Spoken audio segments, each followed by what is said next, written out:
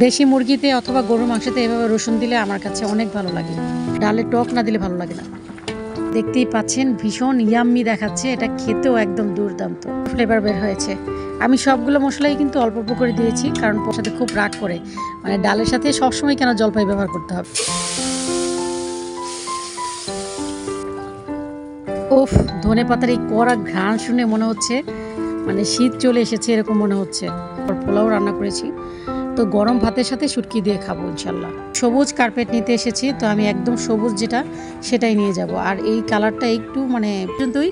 ফিরে আসবো নতুন আরেকটি ব্লগ নিয়ে, সেই পর্যন্ত সবাই ভালো থাকবেন, সুস্থ থাকবেন। হ্যালো গাইস, আসসালামু আলাইকুম।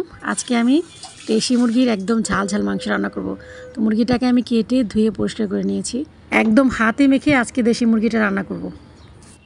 একটু বড় টাইপের ডিশ নিয়েছি, হাতে মাখতে গেলে যাতে সুবিধা হয়। দিয়ে দিচ্ছি আদা রসুন পেস্ট। এখানে প্রায় 4 চামচের মতো আদা রসুন পেস্ট আছে। অবশ্যই রসুনের পরিমাণটা আমি আদার চাইতে একটু বেশি দিয়েছি। হলুদের গুঁড়ো দেব 2.5 চামচ। আর মরিচের গুঁড়ো দিচ্ছি আমি 3 চামচ, কারণ একটু ঝাল ঝাল না হলে ভালো লাগবে না। এখন দিব লবণ। তারপর আমি 1.5 চামচের মতো গরম মশলা দিব। 2টা দারুচিনি নিয়েছি। আর এখন দিয়ে দিব কয়েকটা তেজপাতা, আর দিব এলাচির দানা। এলাচিগুলোকে নখ দিয়ে একটু ফেলে দিব, যাতে ভিতর থেকে গন্ধটা খুব সুন্দরভাবে বেরিয়ে আসে। হাত দিয়ে মেখে চেখে মাংস রান্না করলে সেটার স্বাদ কিন্তু অনেক ভালো আসে। 1 চামচের মতো কালো গোলমরিচের গুঁড়ো দিয়ে দিচ্ছি, কারণ আস্ত গোলমরিচ দিলে আপনাদের ভাই আবার একটু চিল্লাচিল্লি করে। খাওয়ার সময় দাঁতের নিচে যদি গোলমরিচ পড়ে তাহলে সে অনেক বিরক্ত হয়। এখন দিয়ে দিচ্ছি পেঁয়াজ কুচি, একদম অল্প করেই দিলাম, কারণ পরে আবার লাগবে। আর এখন দিয়ে দিচ্ছি তেল। তেলটা না দিলেও চলবে, তবে দিলে ভালো হয়। হাত দিয়ে অনেকক্ষণ পর্যন্ত এটাকে মেখে নেব।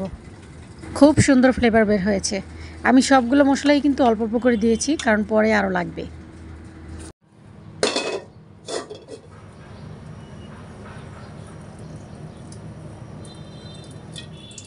এখন অল্প কয়েকটা পেঁয়াজ কুচি তেলের সাথে দিয়ে পেঁয়াজটাকে একদম লাল করে ভেজে নেব। আমি কিন্তু দেশি মুরগি এভাবেই রান্না করি, আপনাদের মতো নাও হতে পারে। পেঁয়াজগুলো আমার লাল করে ভাজা হয়ে গেছে। এখন মাংসগুলো দিয়ে দেব।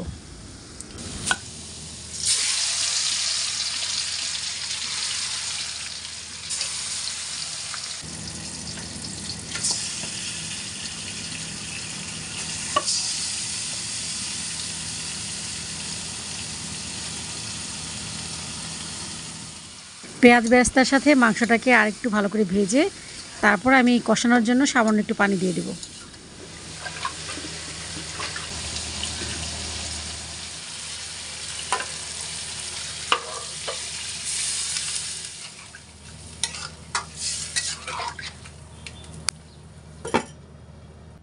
অন্য আরেকটি চুলায় ডাল বসিয়ে দেব। আজকে আমি জলপাইয়ের ডাল রান্না করব। এই গরমে জলপাইয়ের ডাল কিন্তু অনেক ভালো লাগে খেতে। আমার কাছে তো জলপাইয়ের ডাল এত ভালো লাগে, আমি সারা বছরই মানে ডালের সাথে জলপাই দিয়ে খাই। আপনাদের ভাই অবশ্য মাঝে মাঝে আমার সাথে খুব রাগ করে, মানে ডালের সাথে সবসময় কেন জলপাই ব্যবহার করতে হবে, মাঝে মাঝে একটু বিরতি দিতে বলে। শুটকি দিয়ে রান্না করব, সেই জন্য সবগুলো সবজিকে আমি এভাবে লম্বা লম্বা করে কেটে নিয়েছি। মূলা, চিচিঙ্গা, বেগুন সাথে আলু দিয়ে শুটকি দিয়ে রান্না করলে কিন্তু খেতে ভীষণ ভালো লাগে। আমার কাছে অনেক ভালো লাগে। আপনারা যদি শুটকি পছন্দ করে থাকেন তাহলে এইভাবে একদিন রান্না করে খেয়ে দেখবেন, ভীষণ ভালো লাগবে। দেশি মুরগির ছোটো আলু দিয়ে রান্না করলে কিন্তু অনেক ভালো লাগে খেতে। আমি চাইলে কিন্তু আলুগুলোকে সিদ্ধ করেও নিতে পারতাম, পরে ভাবলাম যে সিদ্ধ করলে আসলে গ্যাসের অপচয় হবে, আবার কারেন্টে সিদ্ধ করলেও তো কারেন্টের অপচয় হবে। তাছাড়া আলুগুলো কষানোর সময় তো এমনিতেও সিদ্ধ করা হবে, তো শুধু শুধু আলাদা সিদ্ধ করে কী লাভ।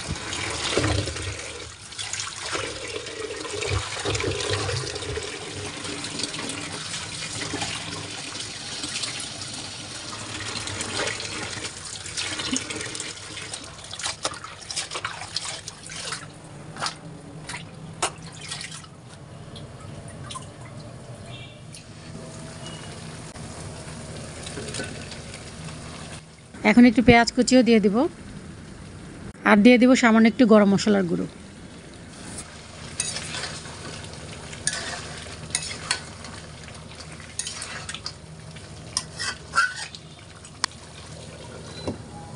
শুধু লবণ দিয়ে ডাল সিদ্ধ করলে কিন্তু ডাল খুব তাড়াতাড়ি সিদ্ধ হয়ে যায়। এখন আমি পেঁয়াজ কুচি আর একটু আদা রসুন বাটা আর সামান্য একটু হলুদের গুঁড়ো দিয়ে দিলাম।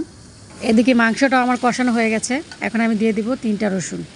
দেশি মুরগিতে অথবা গরুর মাংসতে এভাবে রসুন দিলে আমার কাছে অনেক ভালো লাগে। এই তো মাংসটা আমার কষানো হয়ে গেছে, এখন ঝোল দিয়ে দেব।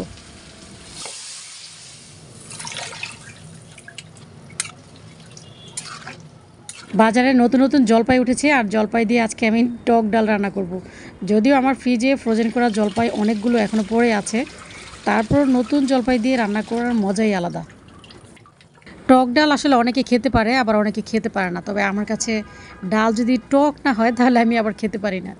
আমার সবসময় মানে ডালের মধ্যে টক জাতীয় কিছু লাগবেই, হয় আম, নয়তো জলপাই, নয়তো তেঁতুল, যেটাই হোক আমার ডালে টক না দিলে ভালো লাগে না।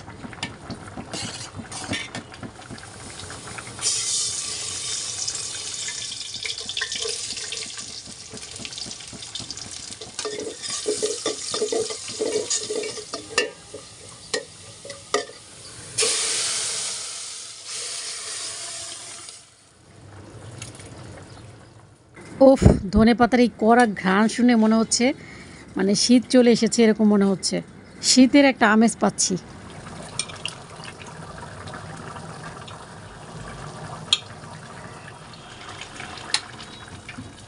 ছোট আলু দিয়ে ঝাল ঝাল দেশি মুরগি রান্নাটা আমার কমপ্লিট হয়ে গেছে। দেখতেই পাচ্ছেন ভীষণ ইয়াম্মি দেখাচ্ছে, এটা খেতেও একদম দুর্দান্ত। এখন আমি ঝটপট করে শুটকির তরকারিটা রান্না করে ফেলবো। তো সবার প্রথমে আমি শুটকিগুলোকে একটু তেলে টেলে নিব, সাথে দিয়ে দেবো সামান্য একটু লবণ। এই লবণ দিয়ে শুটকিটাকে একেবারে ম্যাশ করে ফেলতে হবে। শুটকির স্বাদ পেতে চাইলে রসুন আর ঝালের পরিমাণ বেশি দিতে হবে। তো এখানে আমি 4টা রসুন আর 2টা পেঁয়াজ কুচি করে নিয়েছি। রসুনগুলোকে আমি হালকা ভেজে নিয়েছি। এখন দিয়ে দেবো মরিচের গুঁড়ো, আর এখানে 2 চামচ ভরে ভরে আমি মরিচের গুঁড়ো নিয়েছি, আর হাফ চামচ নিয়েছি হলুদের গুঁড়ো। হলুদের গুঁড়োটা যত কম দেওয়া যায় ততই ভালো। এখন আমি কেটে ধুয়ে রাখা সবজিগুলো দিয়ে দিচ্ছি। আর এই শুটকির তরকারিটা রান্না করার সময় কিন্তু আমি একদম কোনো পানি ব্যবহার করব না, একদম চুলার আঁচটা মিডিয়াম হিটে রেখে আমি সবজিটা সিদ্ধ করব। তারপরে একদম পোড়া পোড়া করে রান্না করব, তাহলেই শুটকির তরকারিটা খেতে অসম্ভব ভালো লাগবে। এই রান্নাটা অবশ্য আমি ময়মনসিংহের এক আপুর কাছ থেকে শিখেছি। উনি এত মজা করে এই তরকারিটা রান্না করতেন, আমি হয়তো ওনার মতো এত মজা করে রান্না করতে পারি না। তবে বিশ্বাস করেন, এই তরকারির স্বাদ এত বেশি ভালো লাগবে আপনার কাছে, আপনি বারবার রান্না করে খেতে চাইবেন। এই ডিশটা আমার ছেলের জন্য সাজিয়েছি। আমার ছেলে শুটকি পছন্দ করে না, তাই তার জন্য আমি 2টা ঝটপট করে বেগুন ভাজা করেছি। আর আমি পোলাও খেতে তেমন একটা পছন্দ করি না, সাদা ভাতও করেছি, আবার পোলাও রান্না করেছি। তো গরম ভাতের সাথে শুটকি দিয়ে খাবো ইনশাল্লাহ। বিকালবেলা চলে এসেছি বড় বাজারে। তো এখান থেকে আমি গ্রিন কার্পেট নিব আমার বারান্দার জন্য। তো সেজন্য এখান থেকে চুজ করছি যে কোনটা নেওয়া যায়। তো ফাইনালি আমি এটা নিয়ে ফেলেছি। আমার বারান্দার সাইজ ছিল 4 ফিট বাই 7 ফিট। তো আমি এখান থেকে 4 ফিট বাই 7 ফিটের কার্পেট নিয়েছি। তো আমি যেহেতু সবুজ কার্পেট নিতে এসেছি, তো আমি একদম সবুজ যেটা সেটাই নিয়ে যাব। আর এই কালারটা একটু মানে পিট কালারের মতো লাগছে আমার কাছে, তো আমি সবুজটাই নিয়েছি।